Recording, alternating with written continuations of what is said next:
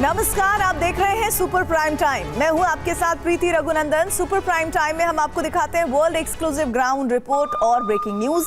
आज की बड़ी खबर, यूक्रेन में रूसी सेना का जबरदस्त हमला हुआ है। यूक्रेन के 132 इलाकों में भीषण हमला हुआ है। यूक्रेन के एयरफील्ड, ड्रोन डिपो पर अटैक की जानकारी है और रूसी हमले से यूक्रेन में बहुत बड़ी तबाही हुई है।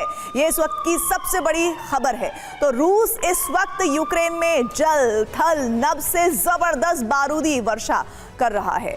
यूक्रेनी प्रांत विनाश की बड़ी आग में जल रहे हैं। आज सुबह रूस ने यूक्रेन में जो हमला किया वो रूस के चंद बड़े हमलों में से एक माना जा रहा है।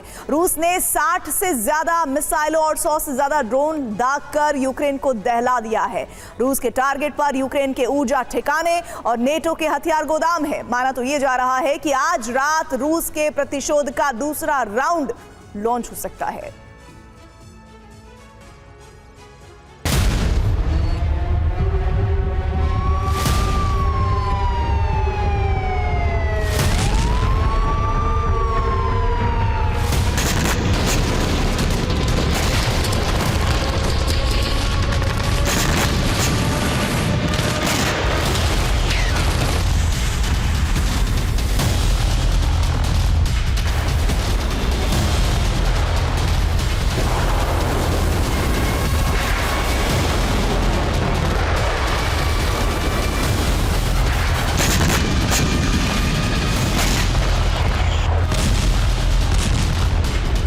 यूक्रेन की धरती विनाश की आग में बुरी तरह से जल रही है।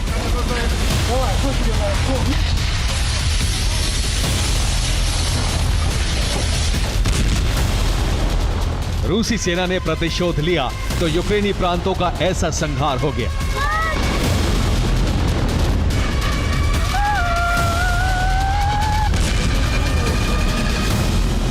ये यूक्रेन के उन हमलों का बदला है जो ज़ेलेंस्की सेना रूस की धरती पर कर रही है।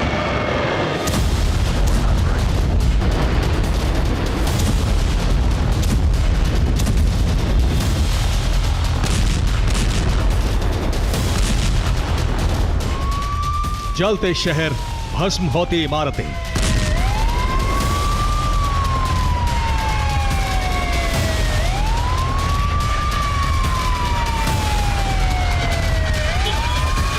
खाक होते हथियार गोदाम, राख में बदले एनर्जी ठिकाने।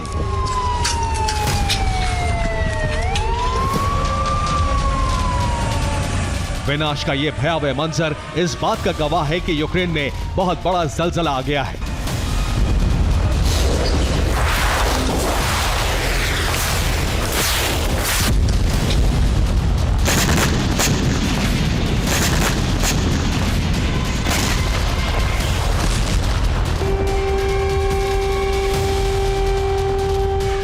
रूस ने यूक्रेन में किस तरह से तबाही मचाई है उसका अंदाजा कुछ आंकड़ों से लगाया जा सकता है।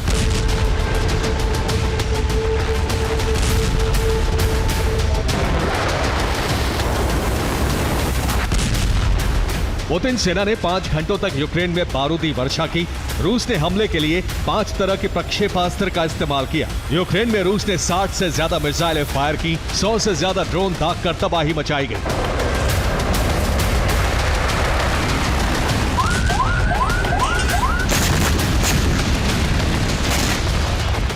इसी के साथ पूर्व से लेकर पश्चिम तक यूक्रेन के शहर, उसके प्रांत जलने लगे।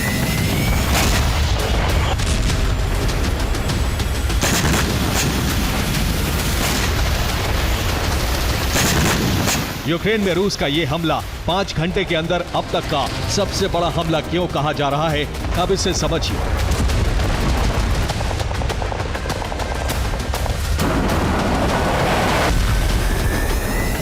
इस बार रूस ने अपने सबसे खतरनाक हथियारों से धावा बोला। Tu-95 परमाणु bomber, Tu-22 bomber, Su-57 fighter jet, MiG-31 लड़ाकू विमान, Kinzhal missile, Iskander M missile, Kalibr cruise missile, Kh-101 missile, Kh-56 missile, Kh-22 missile और शाहिद ड्रोन। रूस के ये वो 11 हथियार और प्रक्षेपास्त्र हैं जिन्होंने यूक्रेन की धरती पर भीषण तबाही मचाई।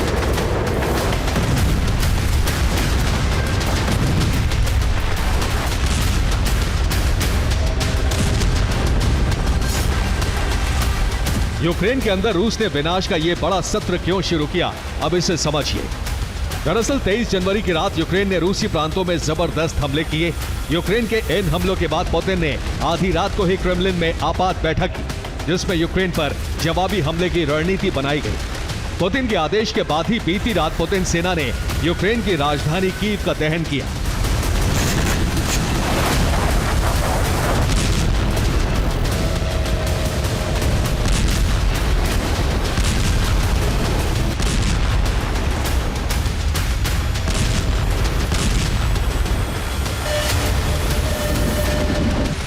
कीव में रूस ने 2025 का सबसे बड़ा और विध्वंसक हमला किया। कीव में रूसी बमबारी से कई रिहायशी इमारतें मलबे में बदल गईं। रूस की मिसाइल वर्षा से कारोबारी इलाके में भी आग लग गई। कीव में रूसी विस्फोट की वजह से आधा दर्जन लोग मारे गए।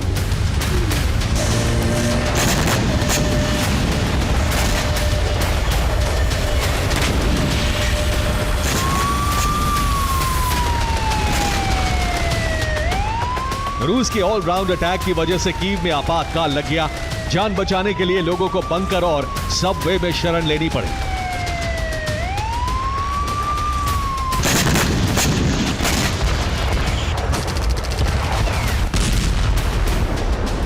कीव समेत यूक्रेन के कई प्रांतों में इसलिए जबरदस्त तबाही हुई है क्योंकि पुतिन सेना ने इस बार जल, थल और नभ से एक साथ हमले किए।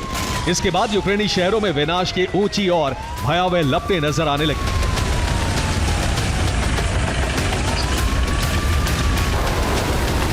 रूस का यह प्रतिशोध इस बात का प्रमाण है कि यूक्रेन युद्ध की आग फिलहाल शांत नहीं होने वाली।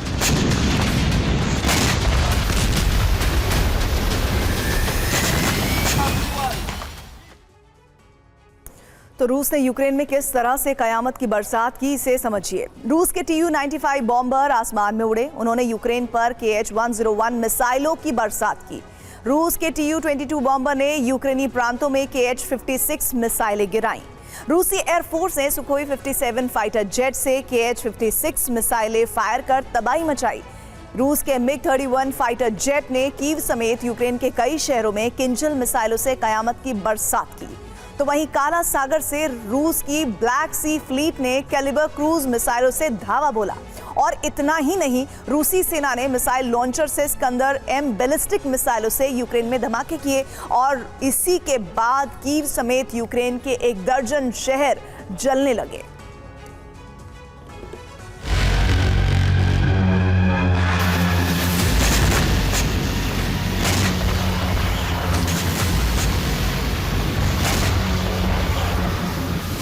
रूस ने कीव पर जो हमला किया है वो अब तक का सबसे बड़ा हमला माना जा रहा है।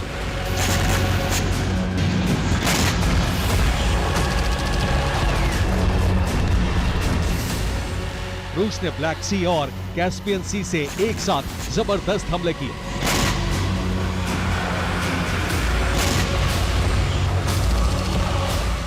कीव में जब बमबारी हुई तब यूक्रेन के राष्ट्रपति वोलोदिमीर ज़ेलेंस्की ब्रिटेन में थे।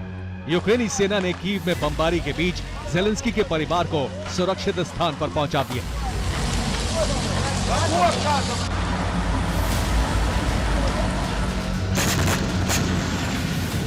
कीव पर रूसी मिसाइल और ड्रोन वर्षा से यह भी साफ हो गया है कि कीव से अमेरिकी सुरक्षा कवच उतर चुका है।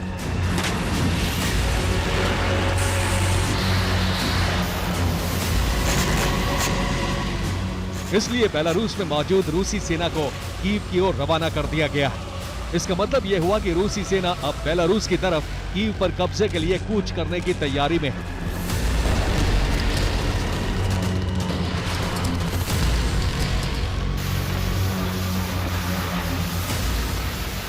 दरअसल इस वक्त बेलारूस में चुनाव हो रहे हैं। बेलारूसी सेना चुनाव में व्यस्त है, इसलिए फिलहाल रूसी सेना अभी कीव की घेराबंदी करेगी।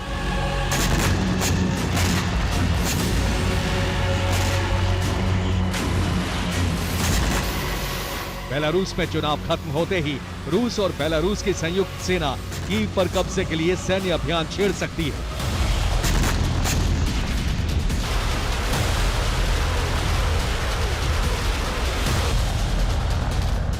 जेलेंस्की और उनकी सेना को क्रेमलिन के खतरनाक प्लान की भनक लगी तो यूक्रेनी फोर्स ने रूस की धरती पर गुरिल्ला ड्रोन हमले शुरू कर दिए।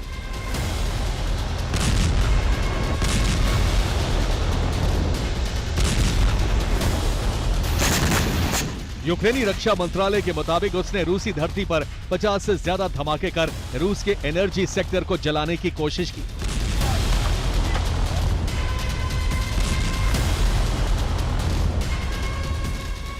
हालांकि रूस का दावा है कि उसने यूक्रेन के ज्यादातर ड्रोन को हवा में ही नष्ट कर दिया। यूक्रेन ने रूस के रियाजान में एक बार फिर से ड्रोन हमला किया। हमले से रूस की दूसरी ऑयल रिफाइनरी में आग लग गई।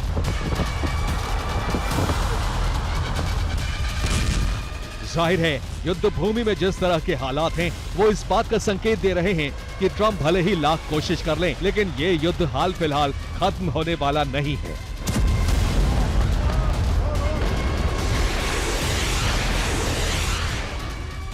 Bureau report, TV9 Bharatvarsh.